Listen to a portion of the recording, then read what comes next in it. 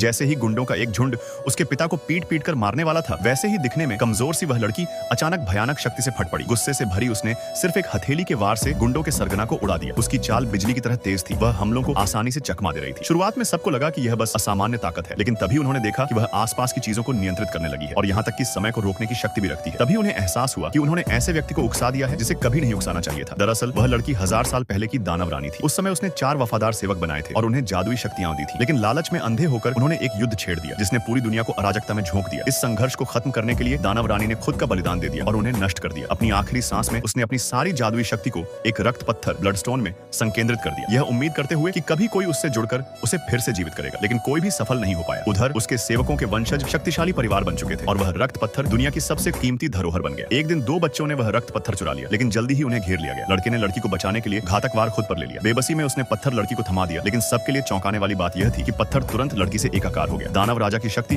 उसमें विस्फोट की तरह फूट पड़ी और उसने एक ही वार में पीछा करने वालों को मिटा दिया। लेकिन उसका नन्हा शरीर इतनी शक्ति सहन नहीं कर सका, इसलिए उसने टेलीपोर्टेशन का इस्तेमाल कर भागने की कोशिश की और अंततः एक दयालु दंपति ने उसे अपने यहाँ शरण दे दी। पलक झपकते ही 10 साल बीत गए। प्यार से पली बड़ी होने के बावजूद लड़की को अपने अतीत की कोई याद नहीं थी, सिवाय उन बार बार होने वाले सिरदर्दों के जो उसे सताते रहते थे। वह अपने दत्तक माता पिता के छोटे से रेस्टोरेंट में काम करती थी। एक दिन उसकी सुंदरता एक बदमाश की नजर में आ गई। उसने उसका हाथ पकड़ लिया, जबरदस्ती शराब पिलाने लगा और उसका एप्रन फाड़ दिया। डर के मारे वह जमीन पर गिर पड़ी। उसके दत्तक पिता बीच बचाव करने आए, लेकिन उन्हें धक्का देकर गिरा दिया गया। गुंडे और उग्र हो गए। उन्होंने रेस्टोरेंट तोड़ फोड़ दिया और फिर एक प्लेट उसके दत्तक पिता की ओर फेंक दी। अचानक समय थम गया। प्लेट हवा में अटकी रह गई और वहीं टूटकर बिखर गई। यह देखकर बदमाश ने उसके पिता को मेज पर दबोच लिया, चॉपस्टिक उसके हाथ में घोंप दी और फिर उसके सिर पर शराब की बोतल दे मारी। उसी निराशा के पल में उसके भीतर सील की गई शक्ति आखिरकार जाग उठी और एक ही क्षण में उसने सारे गुंडों को कुचल दिया।